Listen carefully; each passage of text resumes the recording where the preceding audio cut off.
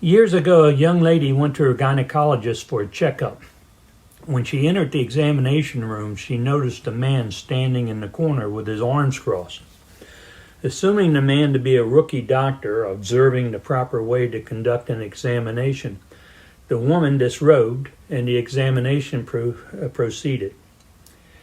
Afterwards, as she was paying for the visit, she commented on the presence of the young doctor. That's when the receptionist informed her the man was not a doctor. She said he was a lawyer friend of the doctor and that they had a regular Wednesday afternoon date to play golf. Needless to say, the woman sued the doctor and the lawyer for the intentional infliction of emotional distress. This is a type of lawsuit called a tort, T-O-R-T. You have the right to sue when a person through extreme or outrageous behavior intentionally or recklessly causes you severe emotional distress or mental trauma. The doctor tried to defend the suit by claiming his lawyer was present to advise him how to avoid a malpractice suit, and the lawyer claimed he was present as a legal advisor.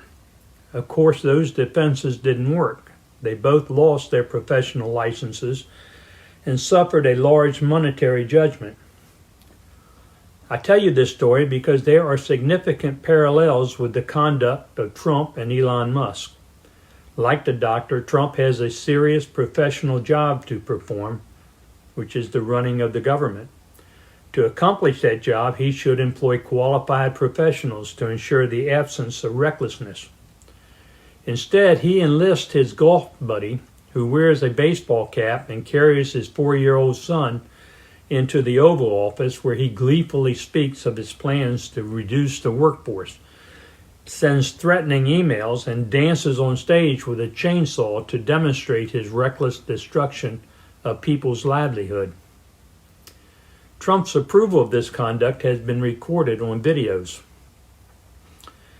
Every federal employee who has been fired or who has received one of Musk's emails has a cause of action, a right to sue Elon Musk for the tortious interference with employment, defined as when someone other than an employer interferes with another's employment relationship.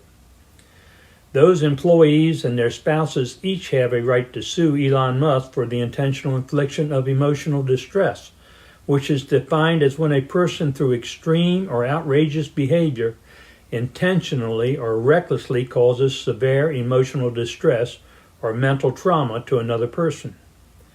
And just like in the case of the doctor in the exam room who failed to act professionally, Trump is liable too.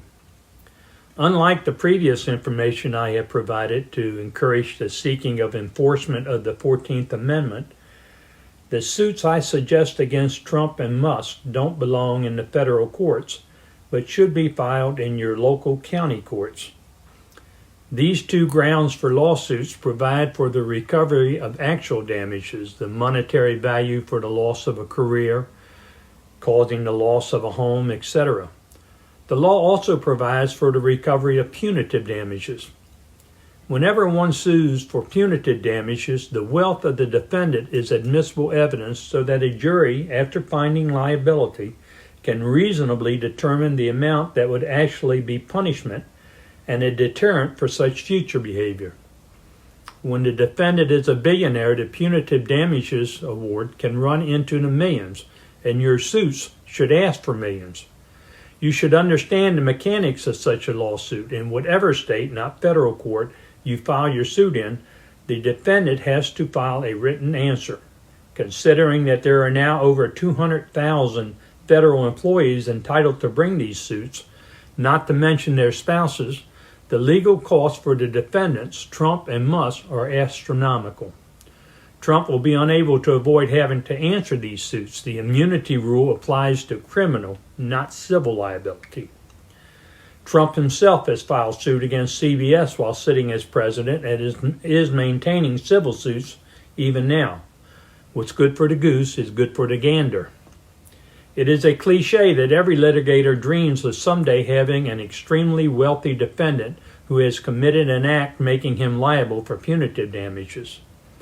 You should have no difficulty in finding an attorney to pursue your claim on a contingency basis. That is, your lawyer doesn't get paid until and if you recover. When I first started practicing law, I would charge a consultation fee of $30. That amount over the years grew to $100. However, I only charged a consultation fee if my client and I agreed I had provided valuable information. I believe this is the most valuable information I have ever provided.